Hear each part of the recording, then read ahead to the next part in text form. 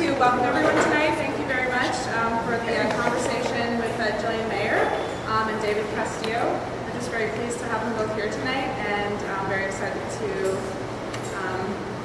do the talk. So, without further ado, welcome. So it's going to be pretty informal, just a little chat about this show specifically and about Jillian's work in general, and then you guys are more than welcome to ask questions when we're done.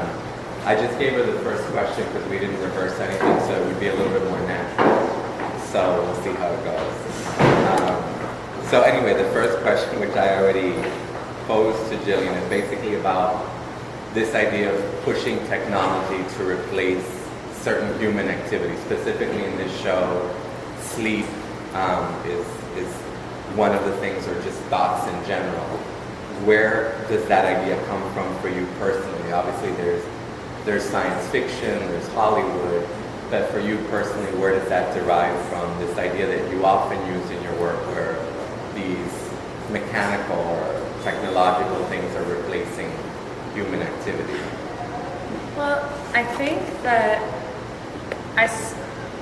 myself, as well as a lot of my peers and a lot of the general people, spend a lot of time online, or engaging in all these different social platforms online, or looking information up, and constantly turning to different technological devices for a more informed living style. Like, if I don't know something, I can easily pick up a device and learn more. So it became this kind of like portal to immense amount of information.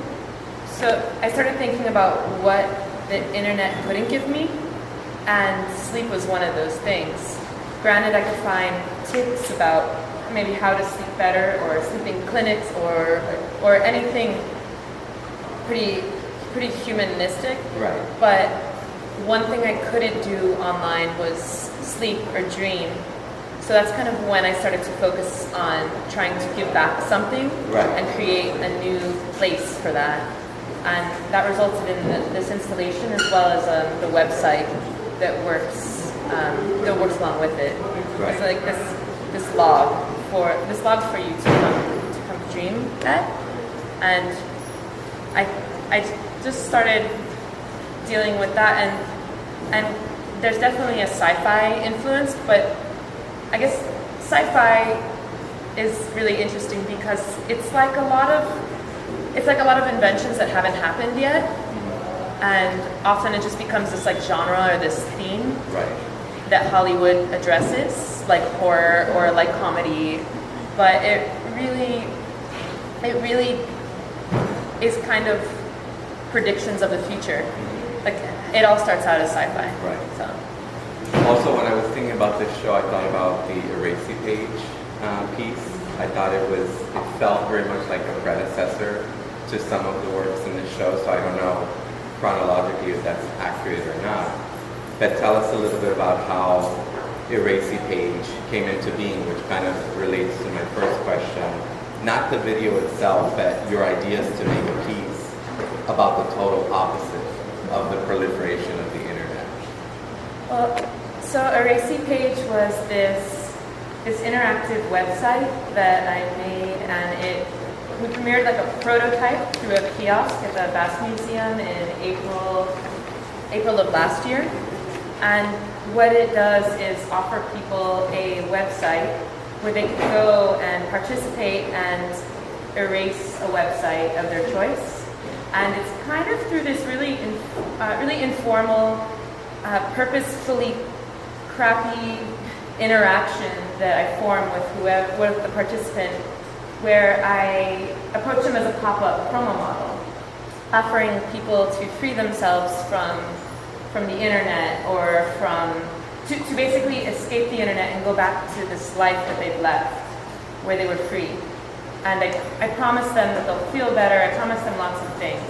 And I reappear at different stages in the project, kind of trying to escort them through.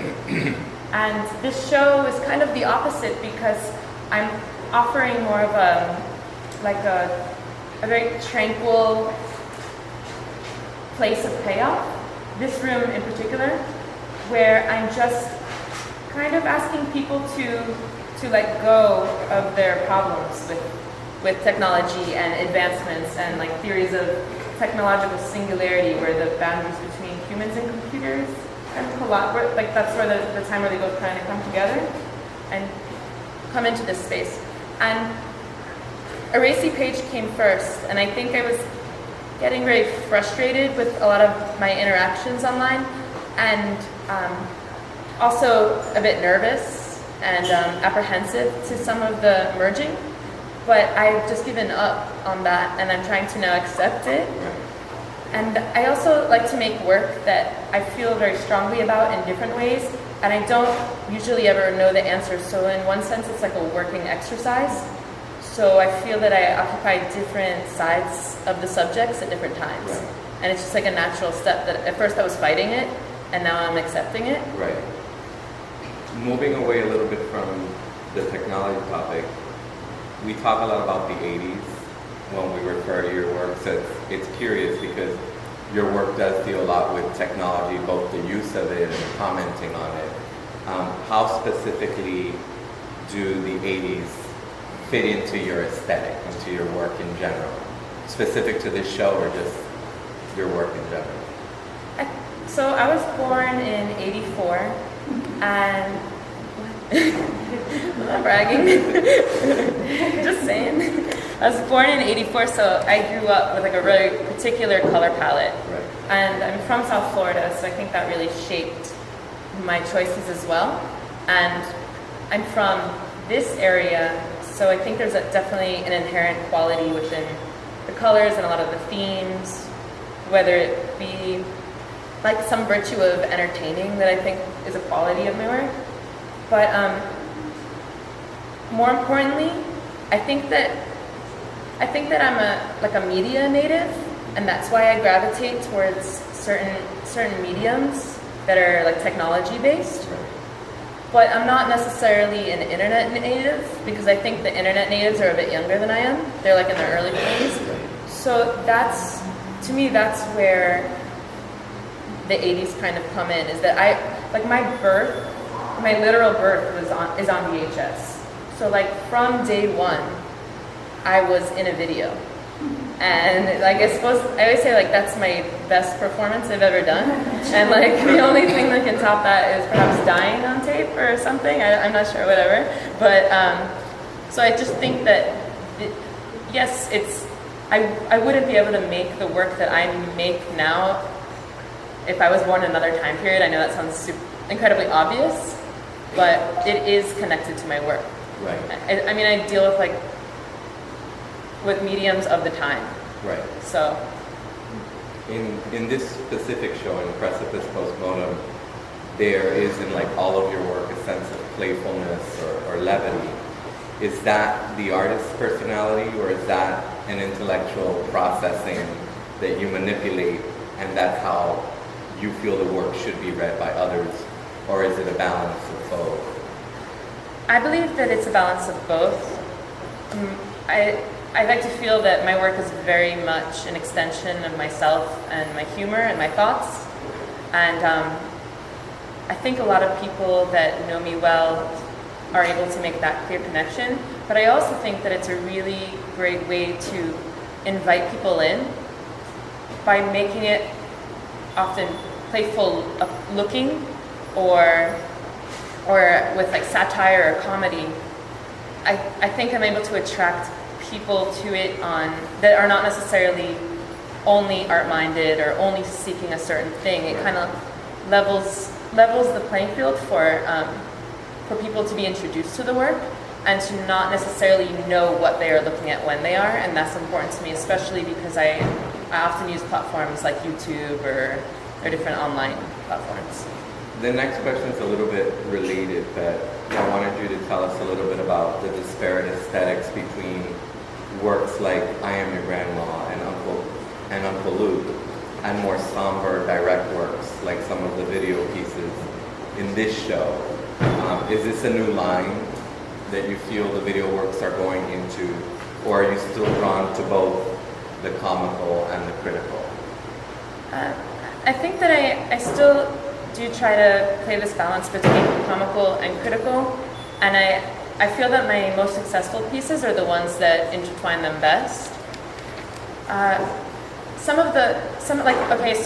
I Am Your Grandma was really, it is edited in a particular way that's really catchy and loud and flashy, but that was part of the way that it needed to be to see if it could exist on such a massive scale of audience in which I was trying to attract. It was an experiment if it could actually survive in that world of viral like collectiveness of all that mishmash, but if it could still also exist as an art piece. So I think that I always try and intertwine them. Yes. You made two works that I thought were breakthrough installation pieces in your 2011 solo show, Family Matters, the living room piece and the lawn piece, which obviously go back to other kind of set pieces you had made before. I see vestiges of those installation pieces in the swing piece and in the sleep piece in this show. And I was just wondering, is that a shift in the direction of incorporating more of your main language of video to become these installations, or are there still brewing works for the kind of set pieces that you've been making for years now that are more stationary, not incorporating video, but performers that are not necessarily active? It's great that people are able to see a connection between the installations from before and the ones now, because it still to me is very particular to a sense of place. Can you guys hear us in the back? Right. Kind of. It's hard. So the AC. So basically, to me, it's really great when people can connect my early installation work with my current. I still am interested in exploring work a little bit more connected to my previous installations, which were often very bulky and very heavy. I think depending on the idea is, for me, how the installations change. This is still clearly an installation, but it's very light, it's very open, but so are the themes in this show. And in those early installations from the show I had at your space in 2011, the subject matter was more like these weighed down concepts, and it was supposed to look like that. And I still think that I'll return back to that for certain themes, and I still am very happy with that kind of style. And so you wouldn't necessarily say that video is the primary work. I mean, those installations can still exist in a silent form and carry the same weight of the video pieces. Would you say, or no? Yeah, I think that they're all important for what they do in particular ways. Like that, those pieces, I think they all work together. One of your hated questions. Why do you think scenic jogging resonated with so many different people, both from art world insiders to regular folks who happen to like art? Do you feel it's because it's a more visceral piece? Do you feel that it's because it's a piece that not only is about technology but uses technology to create the effect that you used in that video? How do you feel about that? Why do you feel people are so drawn to that particular work? So Scenic Jogging was a video that I shot in Wynwood in 2010, and it did what you hope a video piece does. It went around the world and what is in collections, and it was a really important piece for me. Is also my first video piece, and I think that the reason it connected with so many people is because it didn't need a statement. Granted, artists often include a little log line about what the work is, but it really was just so directly able to be understood from viewing it. It was 46 seconds, and everyone instantly understood it. And I would receive, like my inbox was flooded with people just telling me that they just understood it and they agreed and they loved it. And I had never expected that kind of reach out from people not in the art world, not in my world, not in the States, everywhere. Like, I think it's just when something is so clear to everyone without any context, that's what can be very successful within an art piece, and that's what happened with that one. And this isn't a question, but I think what you just said also is true of some of the 2D work, some of your drawings and the metallic prints like Performance 001. That was how I first saw your work. I didn't know the videos, and that work was very visceral, very engaging, and I knew nothing about your work at that time. So it's how I first came to know your work. It wasn't through video or installation or performance. Sorry. She's gonna turn her phone on. Sorry, I was gonna get this. Is this Snapchat? Sorry. I thank the rest of you for having already done it. For you, what's the archetype of innocence? Is it your innocence, or is it that of society's that you want to always tease out in your works? That's a really strange question. I think that I often use innocence as like almost like a marketing ploy. Like, I feel really terrible saying that, but in a dark way, or you mean as a way to draw in the viewer? To draw them in, like especially for works that I really mean to only exist online on YouTube or something. I often appear as a more commercialized version of myself, where I'm much more pleasant, or I try and not appear like edgy or artsy at all. I always try and wear like the most kind of plain, regular, nice girl outfit that I can. I usually try and drop my Miami accent. I try and kind of connect in this really innocent, this kind of just this regular girl on the internet that would be making a video, like a makeup tutorial, or like any other kind of like web diary log, because I think that pulls people in when they think it's authentic. So I think I kind of use innocence in that way. This is also related, but for me, these are my secrets. You don't have to give them all up. You have to shave the answers. Your work, in a nutshell, to me, is about the world's search for the authentic in things that are non-real, which further complicates individual perception. For example, in the sleep piece and the swing piece, two very great examples I keep going back to. Do you find yourself personally drawn into the fantasy of your work, or are you asking us to question that role of fantasy in our daily lives, or is it a little bit of both? I think that I'm asking for both, and at times I think that I approach a lot of the work with a very satirical view, Right. but I often get really wrapped up into the pieces, and I go through many phases with the work. By the time it's introduced to the public, or whatever platform that it was designed for, I've seen it so many times that I'm already jaded by it, because I have to edit and tweak everything to death to get it to be the experience I wanted to have with it in the first place. But then I invite everyone in, so it becomes this mix for me. The fantasy and the real, or? Yeah, I go through all the phases that.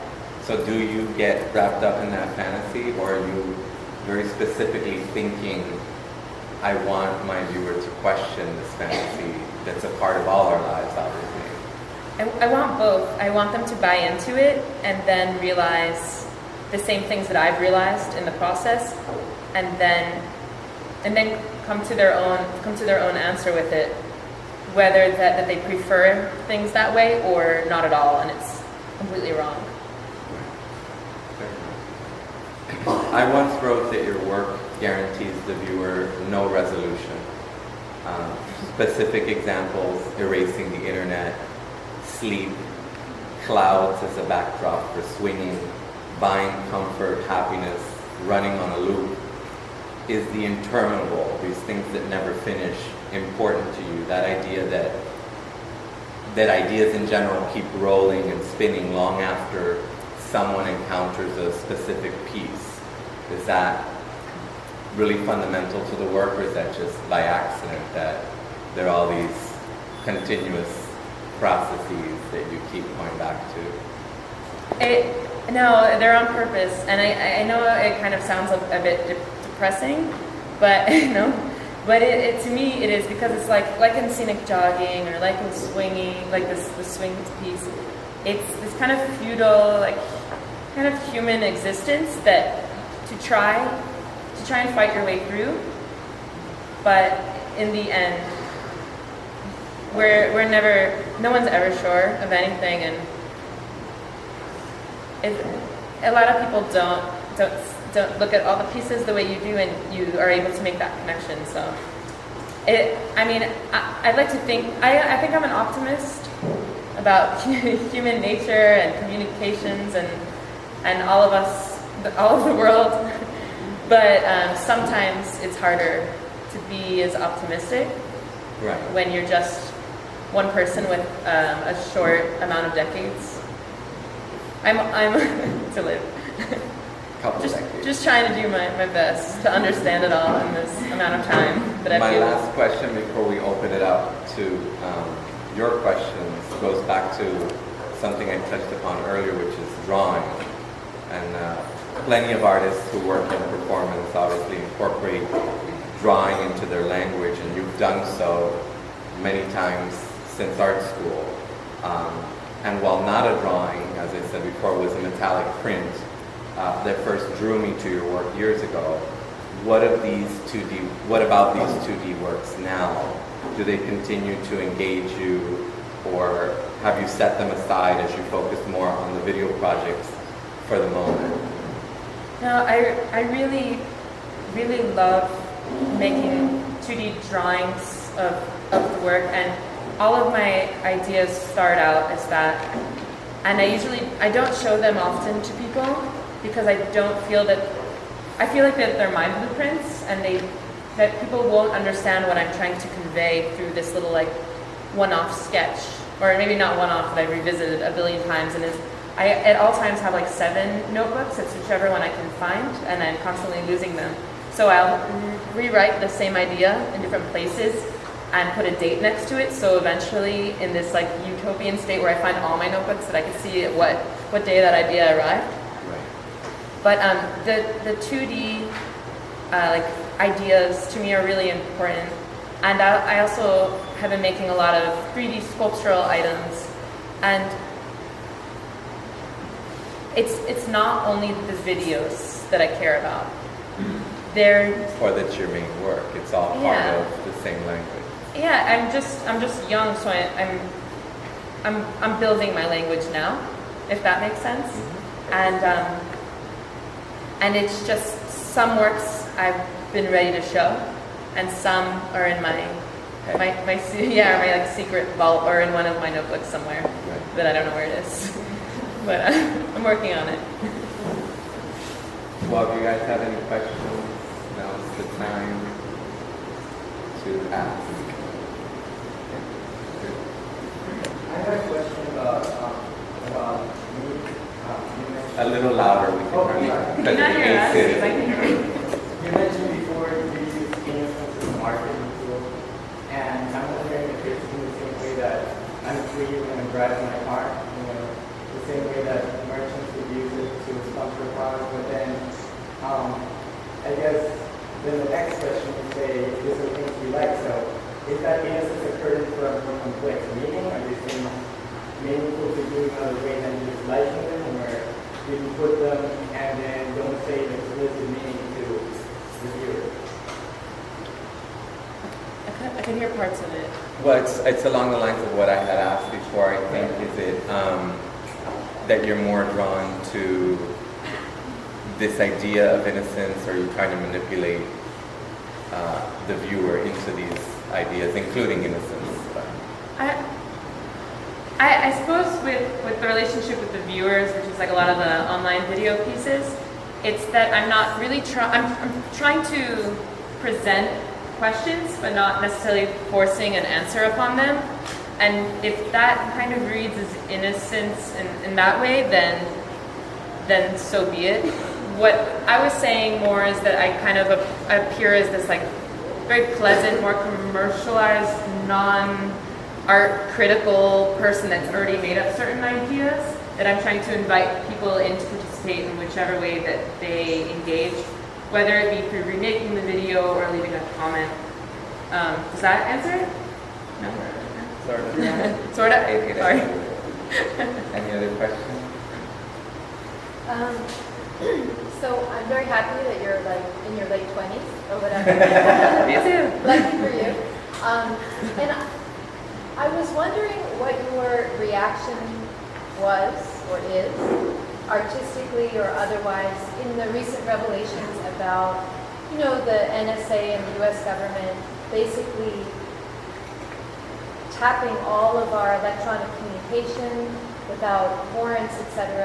I mean, has this resonated? And first of all, do you know it? Has this resonated with you? Do you think that will affect? Do you have a sense that might come out in your art in the future? I mean, it seems like you're playing with, like you said, somber and dreamy, etc. But the fact that the government may be actually reading all of our communications, I mean, how would you begin to kind of artistically potentially deal with that, since you are a satirical artist, And also, I think it's interesting what you say that you expose yourself more commercially to people, because sometimes these very awful things, the only way people can deal with them is in a kind of dreamlike or happier or funnier mode. So I'm just interested in whether you've thought about this at all in the last 48 to 72 hours that we've known it. Well, I mean, with the government and the internet coming down and all the... I think they didn't hear it in that. So she's basically asking about the government tapping all these various sources of our communications and our lives without our knowledge. How and if this will ever be a part of Jillian's work, if it's something that interests her, if it's something that she's dealt with, thought about. Yeah, so a racy page, like I was talking about before, kind of came around the time where it was all the SOPA stuff about restricting our access to the internet and restricting a lot of the idea that the internet is free and no longer free, and that there's people collecting records or denying that they've been collecting records this whole time. And I often, like politics, feel that no matter what we say, it's kind of just this turmoil state where I'm just an individual and I exist in it, and really I can't really affect those things on a grand scale. So the work that I make kind of circumnavigates around it and deals with other sensibilities, and that's why I tend to go to the human things that I know a little bit more about, and very sensitive and very sensitive things like that, and that are more personal. That are more personal to my human experience. I like to often kind of pretend that I'm helping people, and I can't help them in grand ways like that, but that's why I try and appear as a promo model, or with a infusion of self-help qualities in some of the work. That is this idea if that's really bad, don't worry about it. Just erase the internet. It's fine. You'll be fine. Don't worry. We'll be okay. And it's just this kind of that facade of that comes with advertising, where there's no real answer to the direct problem, but I'm going to offer you something else. And and it's kind of like a bait and switch. Yeah. But that's where I'm at with it. Growing up locally, what was an early inspiration or an artistic inspiration for your work? Growing up locally, what was an inspiration for her? I think growing up anywhere, I could have grown up in the middle of nowhere. It was TV. I watched so much TV, like more TV than anyone. I would lie about how much TV. I could put on a 2-hour night band for my mom, but I would lie and with all the facts of when I started watching what. I just constantly wanted to be whatever like female protagonist was in. What shows did you work? I watched a lot of sitcoms, but my favorite show in the world was like Gem and the Holograms. It was an animation about this woman who could transform by touching her earring. A lot of I Dream a Genie, a lot of that kind of stuff. Gilligan's Island, like weird environments created where these people would have to kind of just duke it out and like deal with the strange parameters. I don't know. Another quick question. What do you think of Vine? Do you use that word? So Vine is an app Social media site. a social media site where people can edit very quickly, and they have one chance to make a video with lots of different edits and share it online. And I think that Vine is really great. What's his name? Adam Goldberg, the actor. He's like the best. If you have Vine, follow him. He approaches it in a really amazing and interesting way. I think it's fun. I think a video made for the internet and a video made for an art gallery and versus one made for like a cinema can be extremely different, and that's probably the best way to make them for online. Do you foresee using that in your work? Vine? That's only 7 seconds, so it's I use Vine sometimes, but I think I'll have to spend some time to really effectively use it the best way, because it's a whole different system of like quick. I think that I have to approach it the best way for that medium. Like I can't bring my normal practice to that and not address it for like its limits or its qualities. Probably take 2 or 3 more questions if there are any. I love doing holograms too. Where does the line blur between fantasy and reality for you? Or separate? Fantasy and reality just kind of come together. I mean, whatever you let in and you talk about becomes your reality. That's I guess why I'm attracted to like the internet. You can kind of just build it, and then it's true. It's also why Miami is really neat, because I can get or Miami or any other city that doesn't have a very, very long history or legacy. We are at an interesting point where it's like kind of like a new frontier. And I think that's why I enjoy places like this, because you can kind of become whatever you want. Like Jen. What do you say to a sleeper in this installation? Excuse me? What do you say to a sleeper in this installation? Also, once the talk ends, I have performers that go on the swings and that go into the sleep site installation. And the question is, what do I say to them? I say, good job, sleepers, keep sleeping. And I thank them very much. They were all briefed a bit on the project, so their only duty tonight is to give up wanting to be awake and to just give in to the installation. I often use performers, but I don't ask them to do much. It's kind of the perfect job. You just have to exist most of the time in my installations as a performer. 1 or 2 more questions if they're out there, and then we'll wrap up. Anybody? Okay. Thank you. Thanks.